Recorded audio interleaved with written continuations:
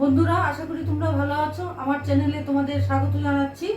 আজকে আমি এক্সেলের option button নিয়ে তোমাদের সঙ্গে আলোচনা করব। দেখো, আমি সেটা পিসিতে করে দেখাচ্ছি। এখানে আমি 3টে বাটন অলরেডি করে রেখেছি। ক্রেডিট কার্ডের একটা অপশন বাটন, আর ডেবিট কার্ডের একটা অপশন বাটন, আর বিল মিয়ের একটা অপশন বাটন। এবার এটাকে কিভাবে এনেছি তোমরা দেখাবো তোমাদের। দেখো, ডেভেলপার ক্লিক, এবার ইনসার্টে যাব, এই যে অপশন বাটন ক্লিক, এভাবে টানবো, ড্র্যাগ করব।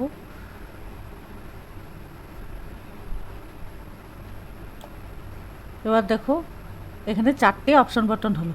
এবার তোমরা ইচ্ছা করলে যে কোনো একটা অপশন বাটনে ক্লিক করতে পারো।